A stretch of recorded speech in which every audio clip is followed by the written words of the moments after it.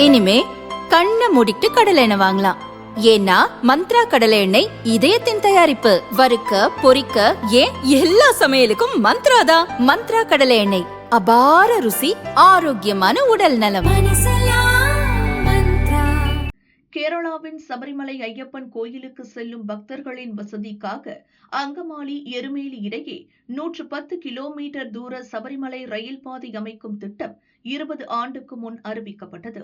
அங்கமாலியிலிருந்து பெரும்பாவூர், மூவாட்டுப்புழா, தொடுபுழா உள்ளிட்ட நகரங்களுக்கு இத்திட்டம் எளிதான இணைப்பை தரும். இத்திட்டத்திற்காக வெறும் 8 கிலோமீட்டர் நிலம் மட்டுமே கையகப்படுத்தப்பட்ட நிலையில் மேற்கொண்டு பணி தொடராமல் கிடப்பில் போடப்பட்டது. பல்வேறு காரணங்களால் இத்திட்டத்தை முன்னெடுக்க முடியாத நிலையில் தற்போது இதற்கான திட்ட மதிப்பீடு 3800 கோடி ரூபாயாக உயர்ந்துள்ளது.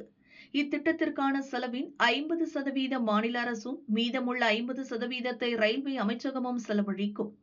நிலம் கையகப்படுத்தும் பணியை மாநில அரசு விரைந்து மேற்கொள்ள வேண்டும் என ரயில்வே அமைச்சர் அஸ்வினி வைஷ்ணவ் கூறினார்.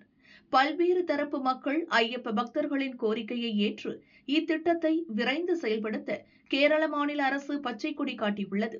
அத்துடன் இதற்காக 1905 கோடி ரூபாய் நிதி ஒதுக்கவும், நிலம் கையகப்படுத்தி தரவும் சம்மதம் தெரிவித்துள்ளது.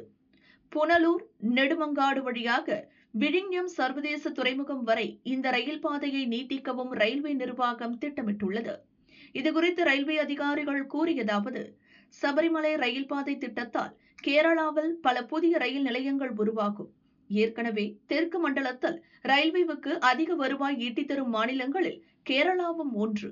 சபரிமலை ரயில் பாதை திட்டம் செயல்பாட்டிற்கு வந்தால் அது ஐயப்ப பக்தர்களுக்கும் சுற்றுலா பயணிகளுக்கும் மிகுந்த பயனுள்ளதாக அமையும். விழிஞம் வரை நீட்டிக்கப்பட்டால் சரக்கு போக்குவரத்துக்கு உதவும். இதன் மூலம் கேரளாவின் பொருளாதாரம் மிகப்பெரிய அளவில் வளர்ச்சியடையும் என அவர்கள் கூறினர்.